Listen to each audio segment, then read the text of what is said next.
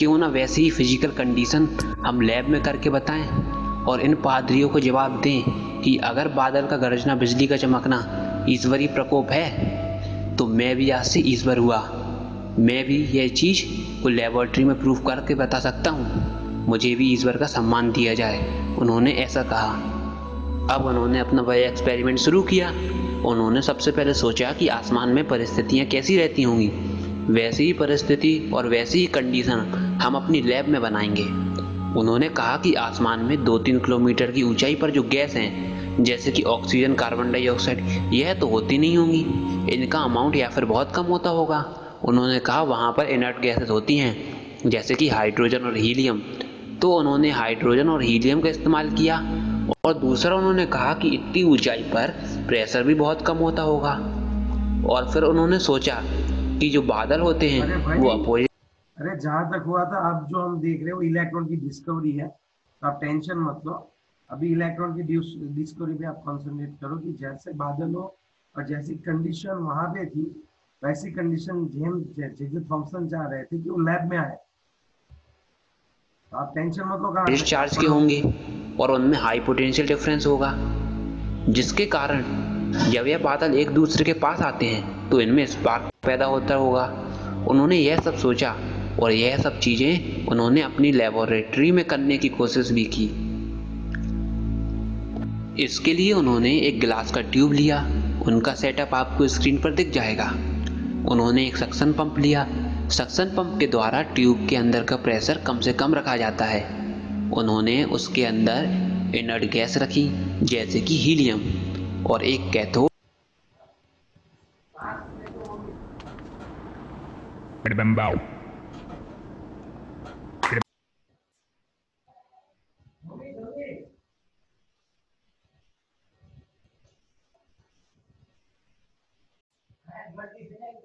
और high potential difference के लिए एक बैटरी रख दी। बैटरी का नेगेटिव टर्मिनल उन्होंने कैथोड के संग कनेक्ट कर दिया और बैटरी का पॉजिटिव टर्मिनल उन्होंने एनोड के संग कनेक्ट कर दिया। यानी कि नेगेटिव टर्मिनल को हम कैथोड बोलते हैं और पॉजिटिव टर्मिनल को एनोड। और जब वह एक्सपेरिमेंट शुरू हुआ तो कमाल ही हो गया। सर जे थॉमसन ने बिल्कुल वही चीज़ देखी जो हम आसमान में देखते हैं। बिजली का चमकना, बादल का गरजना, यह सब चीज़ उन्होंने उस ट्यूब में भी देखी। उन्होंने एक कंटिन्यूस साइनिंग देखी और उस साउंड को भी सुना। वह साउंड बिल्कुल वैसा ही है जैसा हम बादल को गरजते समय सुनते हैं। उन्होंने कहा कि आसमान में बादल का गरजना, बिजली का चमकना कुछ सेकंडों के लिए होता है, लेकिन इस एक्सपेरिमेंट में आप काफ़ी समय तक ओवर द टाइम पीरियड उस आवाज़ को और उस साइनिंग को देख सकते हैं।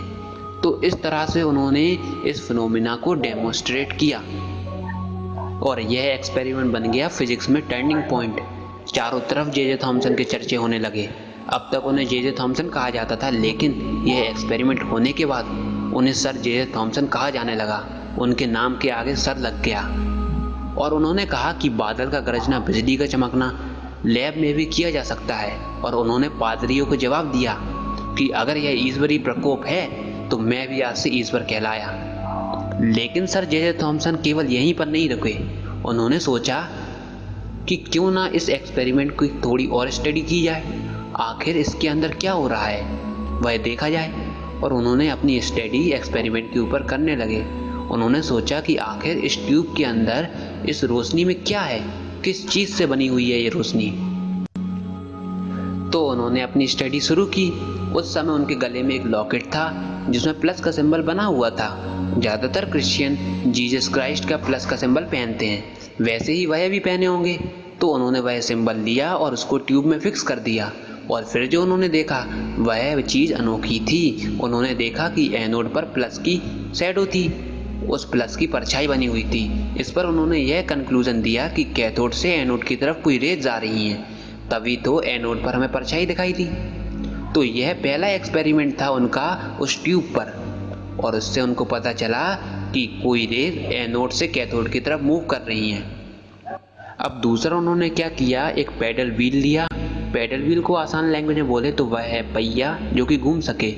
तो इस बार उन्होंने इस पैडल व्हील को उस ट्यूब में रख दिया और उन्होंने देखा कि यह पैडल व्हील घूमने लगा। इस पर उन्होंने कंक्लूजन दिया कि यह कैसे हो सकता है, यह तभी हो सकता है कि जब ये रे के पास मास हो, मोमेंटम हो और वेलोसिटी भी हो। तो इस पॉइंट ने प्रूव किया कि यह जो भी लाइट की बीम है इसके पास Hi, I'm Brad Callen, and in this video, I'm going to show you how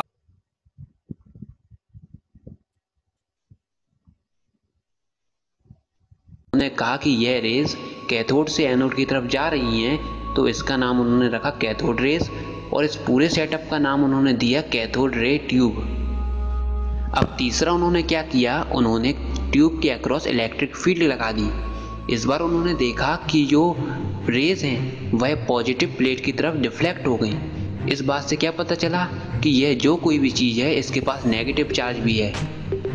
अब इसके बाद उन्होंने मैग्नेटिक फील्ड को भी अप्लाई किया और सब एक्सपेरिमेंट करने के बाद उन्होंने इधर देखो आप, इधर ये जो स्ट्रेट था पहले, जैसे मैग्नेट अप्लाई किया थोड़ा सा ऊपर हो गया, आपको दिख रहा है क्या?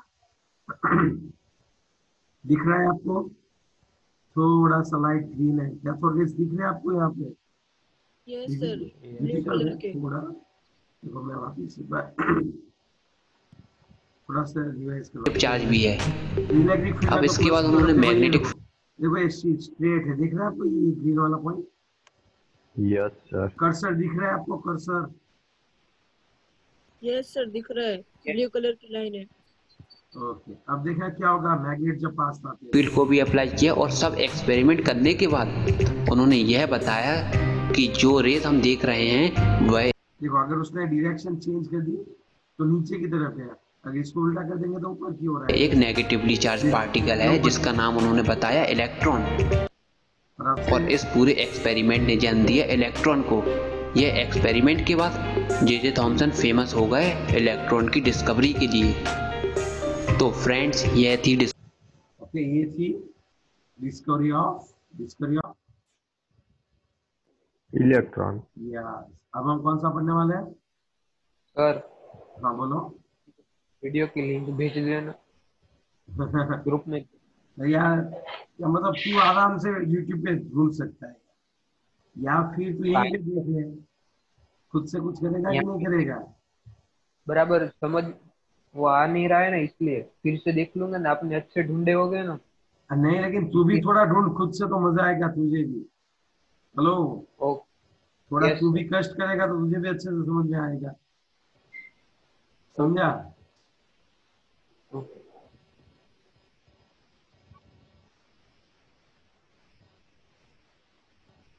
चलो अभी देखते हैं मुझे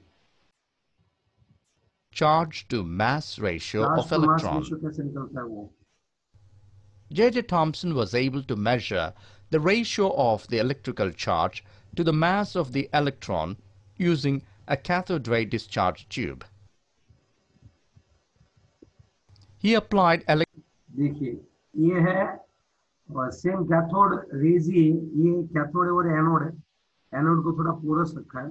ये जो स्ट्रेट लाइन में जा रहे हैं वो कौन सा है? हमारे कैथोड रेज है। अब देखो यहाँ पे ये दोनों इलेक्ट्रिक फील्ड आप देख रहे हैं, प्लस वाला है और मैग्नेटिक फील्ड कुछ हमने कैसे रखे हो पता है? परपेंडिकुलर। ये तीनों तीन परपेंडिकुलर होने चाहिए, जैसे एक्स वाई जेड एक्सिस होती है ना, तीनों तीन एक दूसरे से परपेंडिकुलर। उसी तरह इलेक्ट्रिक फील्ड और मैग्नेटिक फील्ड एक दूसरे से परपेंडिकुलर, और जो कैथोड रेज पास होती है उनसे भी वो परपेंडिकुलर है। electrical and magnetic field perpendicular to each other as well as to the path of the electrons. When the magnetic field alone is turned on, electron strikes the cathode ray tube at point C. सिर्फ और सिर्फ कौन सा field है? Magnetic field है, तो वो कहाँ पे जाते हैं? सी पे जाते हैं। When electrical field alone is turned on, और the alone electron electrical strikes field at आप अप्लाई point करो तो A. एक ही ओर जाते हैं, When both तो दोनों की ओर थोड़ा थोड़ा फोर्स लगता है। the magnetic and electric fields are off, or when they are balanced, so as to cancel each other's effects, the electron strikes point B. अगर हम लोग क्या करें, दोनों को शुरू करें और दोनों इस तरह से अगर हम इसका प्रपोर्शन बनाए कि दोनों एक दूसरे की इफेक्ट नलिफाई करें, तो दोनों की प्रेजेंस में भी ये स्ट्रेट लाइन पे जाएंगे। अगर ये जब स्ट्रेट लाइन पे जाएंगे तो हम समझ जाएंगे कि अगर ऊपर जितना फोर्स लगता है उतना ही फोर्स कहाँ पे लगेगा? नीचे लगेगा। After doing these experiments, he was able to determine the value of charge to mass ratio as E by ME is equal to 1.758820 into 10 to the power 11 coulomb inverse kg. ME, ये ratio उन्होंने directly बताया। mass of the electron in kilograms. अब E, इन दोनों में से एक भी मिल जाए हमें, magnitude of तब the आराम से charge दूसरा मिल on जाएगा। electron in coulomb. Charge on the electron. अब हमें देखना बाकी है हमारा ये चार्ज In कितना है, पहले 1909, देख लेते हैं। Robert Millikan चार्ज कितना है भाई, 1.6 × 10⁻19 कूलम में। किसने ढूंढा था? तो 1909 में ऑयल ड्रॉप एक्सपेरिमेंट से मिलिकन ने determined ढूंढा the charge on the electron by an experiment था। ई मिल गया, known as मिलिकन ने ढूंढा। oil drop हम experiment. देखते हैं कैसे ढूंढा था। Based on his experiments, he determined the charge on the electron. Charge on the electron 1.60 into 10 to the power of minus 19 coulombs.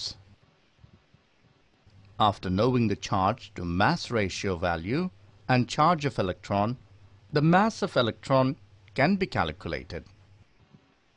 देखो अगर चार्ज की वैल्यू रख दो इसमें आप, ये हमने ई बाई एम ढूंढा था, फिर मिलिकन ने आके That चार्ज ढूंढ लिया। तो देखो अब समझ रहे हो, E divided by E by M. तो अब हम क्या होगा, अब क्या होगा बताओ, एम ई क्या हो जाएगा, ऊपर चला जाएगा। ये सुनो, ई कैंसल आउट, is इससे हमें ME ये मिल गया is आंसर। equal तो अब हमारे पास इलेक्ट्रॉन का मास भी आ गया, मीन्स दोनों चीज आ गई, चार्ज भी आ गया और मास भी आ गया। to E और चार्ज कितना है, ये रहा, याद रखना है 1.6 × 10⁻19 कूलम, और उसका ऊपर का वेट कितना है 9.1094 into 10⁻², कितना हो गया -31 kg। E divided by E by ME is equal to 1.60 into 10 to the power of minus 19 by 1.758820 into 10 to the power of 11 C inverse kg is equal to 9.1094 into 10 to the power of minus 31 kg. Therefore,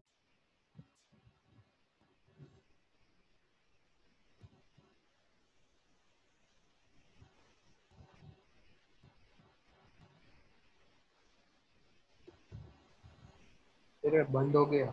मैंने ही किया, खत्म हो गया इसलिए।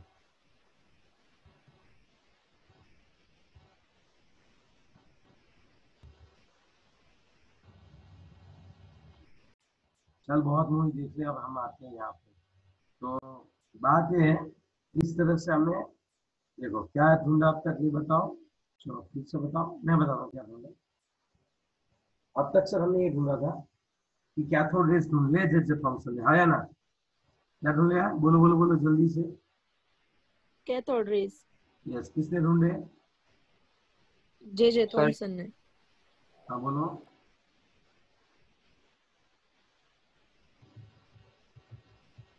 J Thomson ने क्या कर दिया बच्चों,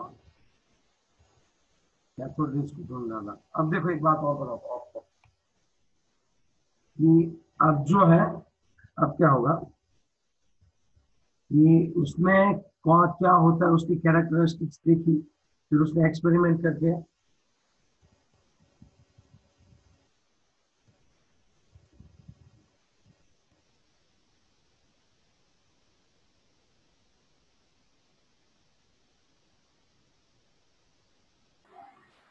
अब क्या होगा, ई बाय एम। देखो ई बाय एम रेशियो कितना था, कितना दिया था याद करके बताओ। 1.78 नहीं 7 1.758820 75 ना 1.7588 20 चलो चलेगा। 11 कूलम इंटू केजी इनवर्स, ये ढूंढा। अब बात है इन दोनों में से अगर कोई एक भी मिल जाए तब हमें कोई दिक्कत नहीं है, ठीक है। अब हम चाहेंगे कि हमें चार्ज मिला। चार्ज कैसे मिला, वो चार्ज ढूंढने का काम जो है वो साइंटिस्ट मिलिकन ने किया था। किसने किया था? ये चार्ज ढूंढने का काम जो है किस साइंटिस्ट ने किया था बताओ? मिलीकन। कब किया था? 1909 में किया था, याद रखना ये बात। ओके, अब किया क्या था मिलीकन ने एग्जैक्टली? तो उससे पहले मैं थोड़ा आपको बताता हूँ, फिर हम आगे बढ़ते हैं, ठीक है? कि देखो बात यह है कि ग्रीन आपकी टेक्स्ट बुक वो ग्रीन में है, ठीक है, ग्रीन पोर्शन में, तो बहुत कम पूछा जाता है, लेकिन पूछ भी सकते हैं। तो हम लोग थोड़ा सा उसको देख लेते हैं कि कैसे ढूंढा था। तो पहले मैं थोड़ा आपके कॉन्सेप्ट क्लियर कराऊंगा, आप उस पर फोकस करना। मैं आपको एक चीज बताता हूँ कि अगर सपोज यहाँ पे ऑयल ड्रॉप है,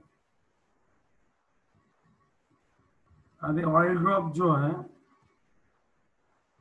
ओके, अगर एक ग्लास की, अगर ये मैंने एक ट्यूब ले ली, बताओ, अगर ये यहाँ पे एक ट्यूब ले, मतलब एक सिलेंडर जैसा ले लिया, बड़ा सिलेंडर,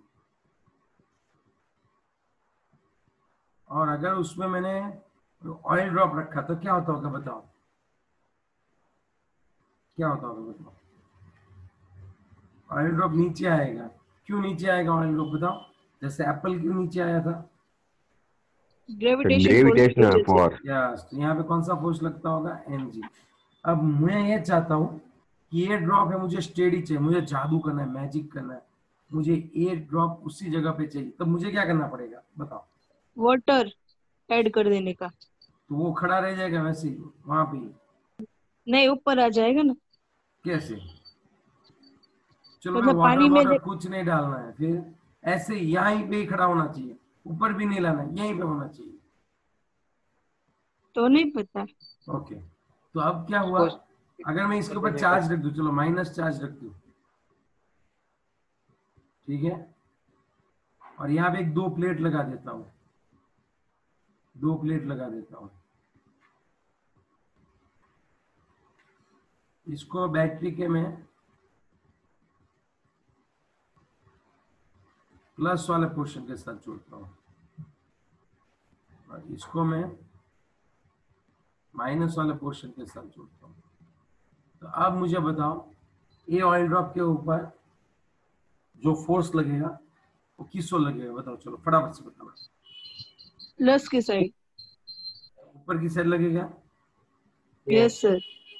अब ऊपर की साइड अगर है तो यहाँ पे कौन सा फोर्स लगता है आपको पता है? इलेक्ट्रोस्टैटिक।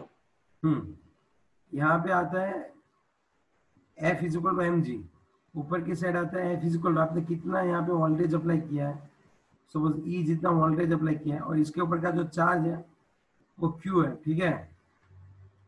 यहाँ पे लगता है Q इंटू E, जितना चार्ज ऊपर की चार्ज की वजह से ऊपर की तरफ जाता है। ये सुनो, यस सर। समझ में आ रही है पूरी बात?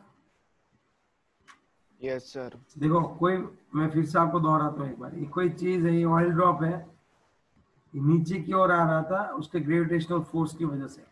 मैंने क्या किया, इसके ऊपर चार्ज डेवलप किया। सर कैसे किया वो चार्ज डेवलप? वो मैं आपको सिखाता हूँ, कौन सा था, क्या था। चार्ज डेवलप किया माइनस, फिर ऊपर की साइड मैं क्या रखूंगा, एक भाई प्लेट रखूंगा, और वो प्लेट कौन से चार्ज वाली होगी वो बताओ? तो प्लेट कौन सा चार्ज वाली होगी बच्चों? प्लस चार्ज वाली होगी। अब आप थोड़ा सा सोच के बताओ, इसके ऊपर कौन सा फोर्स लगेगा वो बताओ? चलो, इसके ऊपर कौन सा फोर्स लगेगा? इलेक्ट्रोस्टैटिक। इलेक्ट्रोस्टैटिक फोर्स लगेगा। चलो, उसमें कैसा रहता होगा वो बताओ?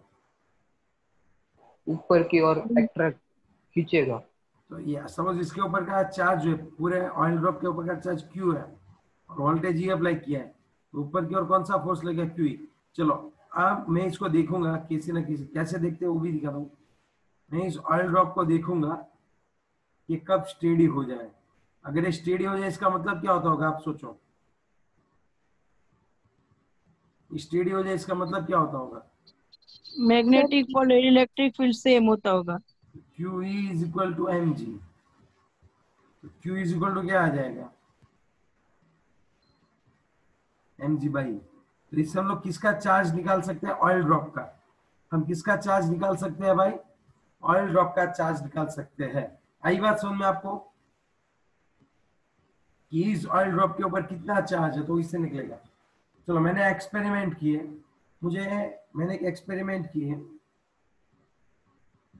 तो मुझे पता चला कि इसके ऊपर का जो चार्ज है वो पहली बार कितना आया, अगर पहली बार करें तो इसके ऊपर का चार्ज आया 15 कूलम, 15 कूलम। फिर दूसरी बार अगर हमने देखा तो चार्ज आया कुछ 25 कूलम, तीसरी बार देखा तो 10 कूलम, चौथी बार देखा तो 5 कूलम, पांचवी बार देखा तो वापिस आया कुछ 15 कूलम। तो इस तरह से चार्ज आया। ओके, मैं समझ गया कि ये जो ऑयल ड्रॉप है इसका चार्ज किसकी वजह से, वो बताओ। इसका चार्ज किसकी वजह से है? इलेक्ट्रॉन की वजह से।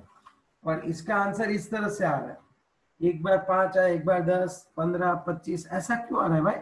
इतना वेरिएशन क्यों आ रहा है ये वो बताओ। चलो, इसका मतलब ये जो ड्रॉप है, ये जो ड्रॉप है वहां पे क्या होता होगा आप मुझे बताओ। चलो, ये जो ड्रॉप है वहां पे क्या होता होगा आप मुझे बताओ फटाफट से। चलो,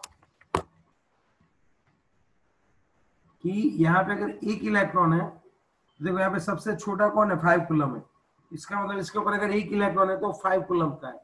अगर यहाँ पे 2 इलेक्ट्रॉन अगर आते, अगर आपके ऑयल ड्रॉप के ऊपर 2 इलेक्ट्रॉन होते तो इसके ऊपर क्या चार्ज कितना होता? 10 कूलम। 3 आए तो 15 कूलम। 4 आए तो 20, 5 आए तो 25। तो अब आपको समझ में आ गया। आप जब कैलकुलेट कर रहे हो और जब 15 कूलम आंसर आया तो आपके दिमाग में कौन सी चीज आई कि ऑयल ड्रॉप के ऊपर 3 इलेक्ट्रॉन्स होंगे। मींस यहाँ पे सबसे छोटा ये था 5, और दूसरी बात बाकी सभी जो है वो 5 के क्या थे? मल्टीपल्स थे। यस, 5 के मल्टीपल्स हैं। तो इसका मतलब ये हुआ, इसका मतलब ये हुआ कि अगर यहाँ पे कोई छोटा सा किसी का भी एक मल्टीप्लिकेशन है तो वो उसके ऊपर इलेक्ट्रॉन के ऊपर का चार्ज हो जाएगा और ये बाकी सब नंबर ऑफ चार्ज हो जाएंगे। मैं ऐसे भी लिख सकता हूँ Q is equal to N into e. Suppose हमने यहाँ पे ई कौन सा ढूंढा? 5। यहाँ पे 5 लिखूंगा और यहाँ पे नंबर ऑफ क्या मिल जाएंगे मुझे? Electrons. Yes or no? Yes sir. यहाँ पे आ गया Q is equal to N और मुझे चार्ज भी मिल गया ई का। ओके, एक सिर्फ आपको समझाने के लिए था। अब मिलिकन ने क्या किया था उसकी बात है। Okay, ready? हेलो, यस, यहाँ तक रेडी हो गया आपका प्रिंसिपल? अब मिलिकन ने कौन सी चीज थी बताई थी उसकी बात में करो बच्चों, अच्छे से समझना बहुत ही बढ़िया से क्या होता है एग्जैक्टली। तो मैं आपको बता दूं कि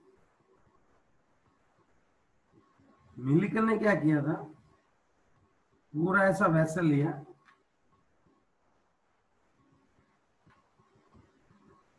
बढ़िया सा वेसल लिया और उसमें क्या किया? 2 प्लेट्स लगा दी।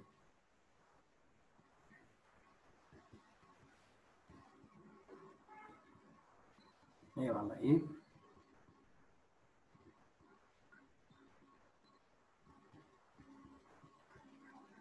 ये वाला दूसरा। इसको उसने किसके साथ अटैच कर दिया बताओ? बैटरी के प्लस के साथ। और इसको किसके साथ अटैच कर दिया उसने? बैटरी के माइनस के साथ। यही बात समझो, यहाँ पे वोल्टेज इसको प्रोवाइड करते हैं। Yes or no? फिर उसने क्या किया? एनोड पे, यहाँ पे एनोड पे क्या कर दिया? एक हॉल सा कर दिया। फिर ऑयल ड्रॉप्स को लाने के लिए यहाँ पे एटोमाइजर रखा। एटोमाइजर मतलब आपको पता, आजकल हम लोग सैनिटाइज करते हैं, ठीक है? कैसे हम लोग स्प्रे यूज करते हैं, स्प्रे यूज करते हैं ना? यस। यहाँ पे वो पंप है जिससे क्या होता है, यहाँ पे छोटे छोटे ड्रॉपलेट्स जो है, जैसे हम सैनिटाइज करते हैं ना तो स्प्रे से, उसी तरह से यहाँ पे भी ऐसा एटोमाइजर था, पुराना वाला एटोमाइजर, आप समझ सकते हो। लेकिन इसको आप प्रेस करोगे तो कई सारे ऑयल ड्रॉप्स आएंगे जो एनोड पे रहेंगे और कई सारे ड्रॉप्स जो है तो कहाँ से पास हो जाएंगे? कहाँ से पास हो जाएंगे बताओ? फुल से। अब इसको मुझे चार्ज करना है। चार्ज ये नीचे जा रहा है, मतलब आपको तो अभी पता ही है, अगर नीचे गिरेगा तो कौन सा फोर्स लगेगा उसके ऊपर? mg, gravity. यस। अब यहाँ पे मैं एक्सरे सोर्स रखूंगा। देखो, जैसे जिसकी जरूरत आती जा रही है मैं ऐसे उसको ड्रॉ करता जा रहा हूँ। समझे आप बात? यहाँ पे मैं एक काम करता हूँ, यहाँ पे मैं एक सोर्स रखता हूँ जो कि हमारा एक्सरे सोर्स है। X-ray are the waves having a very high energy. X-ray बहुत ही ज्यादा एनर्जी वाले होते हैं।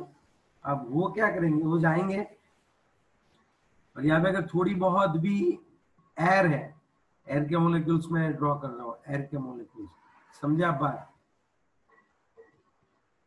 Hello, yes Yes, sir. sir. अब उसमें क्या होता होगा, इलेक्ट्रॉन और प्रोटॉन होता होगा एटम में। जो हवा के मोलिक्यूल से, एयर के मोलिक्यूल से, उसमें कौन रहता होगा, प्रोटॉन और इलेक्ट्रॉन तो रहते ही होगा बच्चों। Yes sir. जब हम लोग यहाँ से एक्सरे निकालते हैं तब इसका आयोनाइजेशन होता है, एयर का। किसका आयोनाइजेशन होता है? एयर के मोलिक्यूल्स का। मीन्स आयोनाइजेशन मतलब सपोज हाइड्रोजन है, इसके आसपास कौन घूमेगा भाई, इलेक्ट्रॉन। जब भी मैं इसके ऊपर एक्सरे डालूंगा तब क्या हो जाएगा, ये प्रोटॉन यहीं पे रह जाएगा, इलेक्ट्रॉन क्या हो जाएगा, फ्रीली मूव कर सकता है, वहां से निकल जाएगा। उसको आयोनाइजेशन बोलते हैं ना। इलेक्ट्रॉन्स को रिमूव करने के लिए एनर्जी देनी पड़ती है, याद आया? Yes, sir.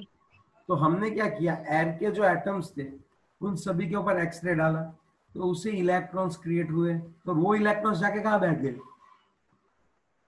ऑयल के ड्रॉप पे। यस। अब आपके ऑयल का ड्रॉप कौन सा चार्ज हो गया? नेगेटिव।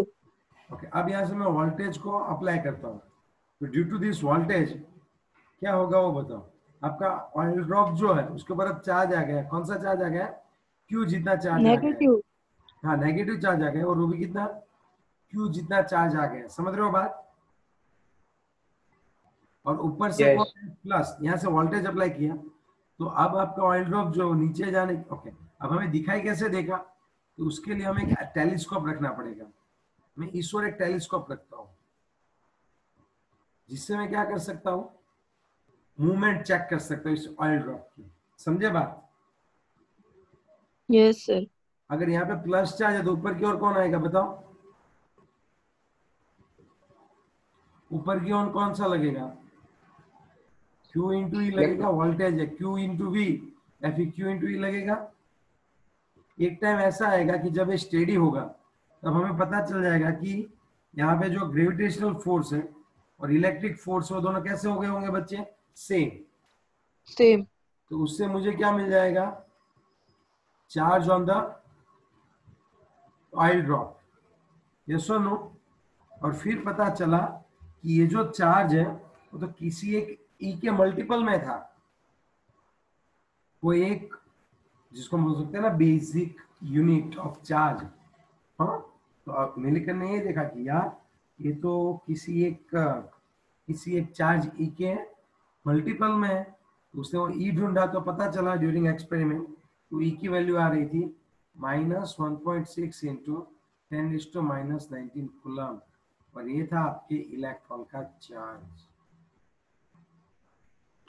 चलो, अगर इसमें कोई डाउट है तो मुझसे पूछ सकते हो। ठीक है, वापिस रिवाइज टेक्स्ट करा बुक दूं में एक बार। हाँ, टेक्स्ट बुक में तो 1.6 दिए है, माइनस नहीं दिए। हाँ, वो वैल्यू है। प्रोटॉन और इलेक्ट्रॉन दोनों की जो बिहेवियर है वो ऑपोजिट होती है, तो उसको इंडिकेट करने के लिए प्लस माइनस आता है। प्लस बोलूं तो उसकी जो ऑब्जर्वेशन है वो माइनस से पूरी उल्टी होती है, नथिंग एल्स। प्लस और माइनस जो है वो साइन दिखाता है कि वो कैसे बिहेव करेगा electric field and magnetic field में। अदरवाइज हमें चार्ज का क्या पता होना चाहिए बच्चों? वैल्यू ही पता होना चाहिए। आई बात समझ में? यस। तो सर सम में पूछे तो माइनस लगाना है कि नहीं लगाना है?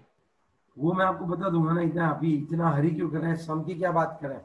पहले चार्ज तो देख ले इलेक्ट्रॉन के ऊपर क्या आ रहा है, तुझे कराऊंगा ना सम। धीरे धीरे आगे बढ़ रहे। अभी आपको समझ में आ गई होगी शायद पूरी बात। Yes sir. ओके, फिर से एक बार रिवाइज करा देता हूँ। मिलकर ने ऑयल ड्रॉप मेथड की थी, उसने यहाँ पे एटमाइजर लिया, यहाँ पे एक्सरे सोर्स है, टेलीस्कोप है, और यहाँ पे बैटरी है। सभी का यूज अभी आपको पता चल गया है, राइट?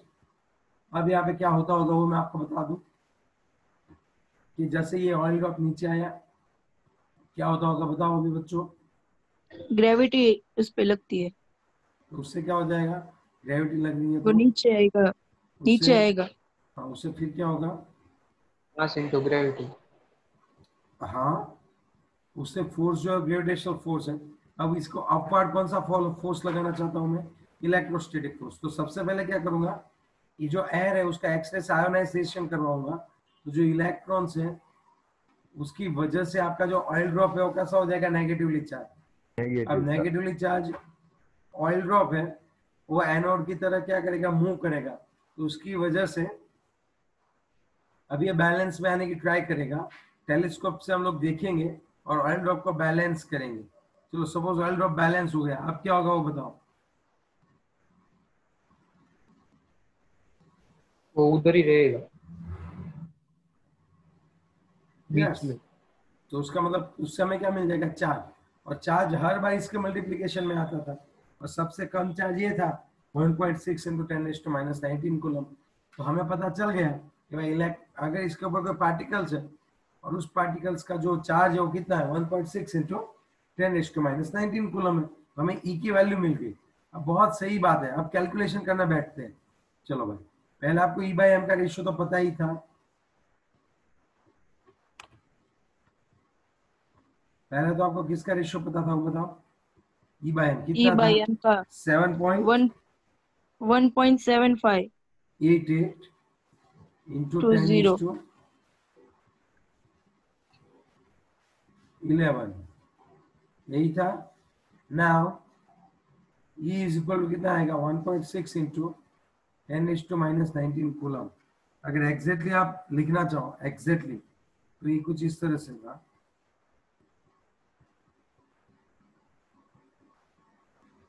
कूलम, ठीक है। अब आप सोचो ई की वैल्यू रखते हैं।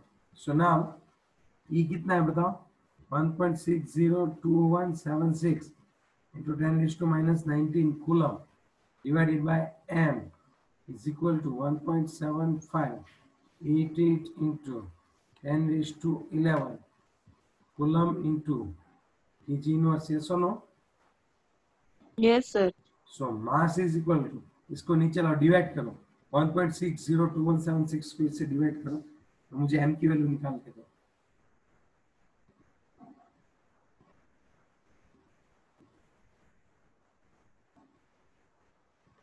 -31 kg, ये आंसर आ गया आपका kg। अब देखो आपको इलेक्ट्रॉन का मास भी पता चल गया और आपको इलेक्ट्रॉन का चार्ज भी पता चल गया। Is it clear, yes or Yes no? sir. Yes. Parth समझ में आ गई बात, नहीं आया ना लोग? हाँ सर, बोल रहा हूँ सर। अरे वो क्या भाई, तबीयत ढीली है क्या तेरी? बराबर ही है सर। चलो आगे नहीं बात समझ में। हाँ सर। ओके